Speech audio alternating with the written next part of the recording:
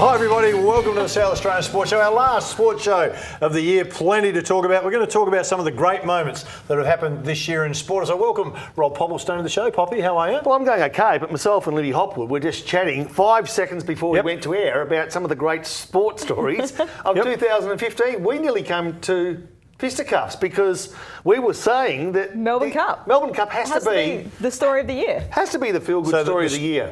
Oh, it's the feel-good story of the year. That wasn't you said. You said it was the number one sporting event of the year.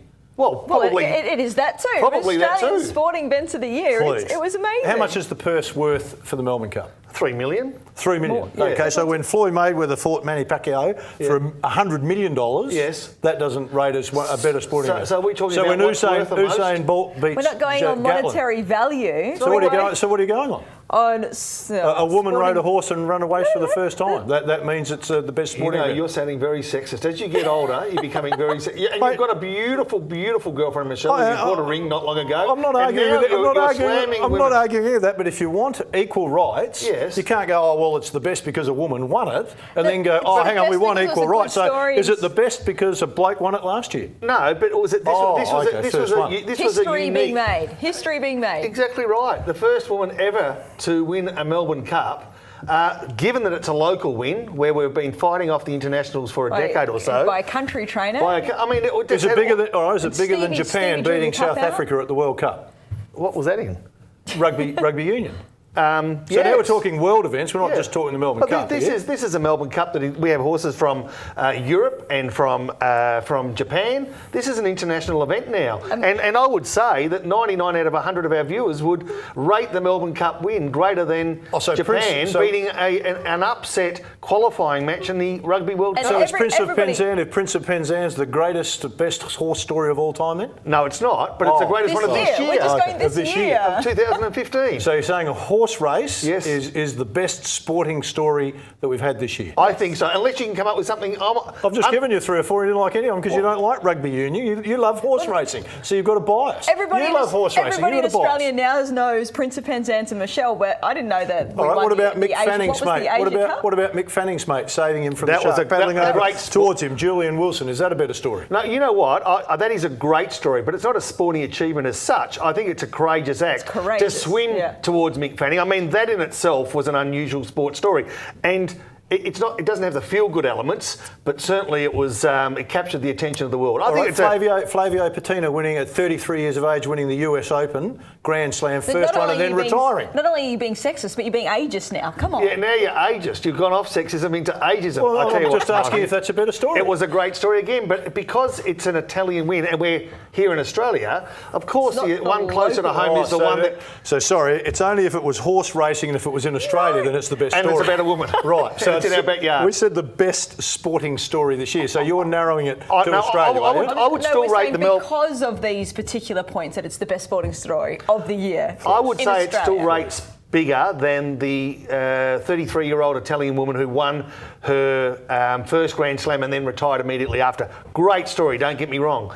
But I still think all the elements of the Melbourne Cup win. I mean, we're supposed to be going through the triumphs and tragedies of 2015. We've got 7 minutes to do it. Guess what? Let me ask you. We've got 90 seconds left. That's right. What about Matthew Dellavedova with Cleveland? Was he the biggest sporting name Australia world-wise to come out? For that week, not the year. So, okay, you can go and listen to Michelle Payne speaking. Yes. Or Matthew Dellavedova speaking. Mm-hmm. Which one's going to draw the bigger crowd? I think Michelle Payne. Oh, please. She's the sweetheart of Australia. On the world stage, you reckon that's going to get a bigger on the world turn-up? stage, okay. On the world stage, no... Oh, I don't know, really. Please. No, I'm serious. They're going to make a movie about Michelle and she's going to go on Ellen DeGeneres. Please. Yeah. You haven't made it till you've been on Ellen DeGeneres. Please, you two. Or a sports show. What about Peter Senior then at 56 years of age, winning a Masters? What about that? Again, great sports story. I think it'd been a couple of decades since the Australian Masters at Huntingdale. Well, it'd been a couple of decades, I think, since he last won it. Was it 36 and 57? At 50 years of age, he's actually won the 3 big ones. It's amazing, for Australia. Isn't It is the Open, the Masters and the PGA. Yeah. Over 50. So that's at 56. That's not a bigger story than the Melbourne Cup. No, look, I don't think it is, but it's a great story. But isn't it interesting that at 56 you can still be in golf competing against the world's best? And racing's a little bit like that. You still maybe not 50s, but certainly some of our Nifty Wilson. I mean, some of our great jockeys at the moment, Dwayne Dunn, Damien Oliver. I mean, they are would they be in their 40s? They'd have to be close if Yeah, they're they not. are. But again, racing's almost a little bit like AFL. You sort of, once you get to a certain age, people perceive you as too old to keep up with us young guns. But, I mean, this guy is actually really doing it. Peter Senior, great story. Right. Again, third or fourth. The Socceroos winning the Asian Cup. Got great story. Yeah, because you know, that's like saying what's a jack last week on the show. No, seriously, it's a great story again. The Socceroos winning the Asian Cup, but again, as much as we probably don't give it the accolades it deserves, given the strength of the Asian competition, we're all about performing on a world stage, and the win was great to win the Asian League, but we're about competing at a world level. I mean, World Cup is where we're actually reputations are made or lost. All right, so let me ask you this. If Johnny Letts had have ridden the horse Prince of Penzance and won, would that now be the biggest story? Well, it would be now, because he's about 70, Johnny's so if he did it this year... So that would be a great achievement. Please, you two, honestly, we're talking about world events. Yes. And I'm not saying I'm not downplaying the Melbourne Cup. I think it was a fantastic event. It was fantastic that Michelle won it. Yeah. But everyone's getting caught up on the fact that it was a female jockey that won it. Mm-hmm. I'm asking, what's the difference? Well, no, it's a story behind it. Because she was the first female. Yeah, but Big deal. It's not just that. It's her brother drawing out number one when he wanted number one. It's the trainer because he's such an Aussie larrikin. It's captured the heart of Australia. How would you rate then? And I respect your observations on sport. How would you rate? What would be your number one sporting highlight of 2015? Would it be Bolt?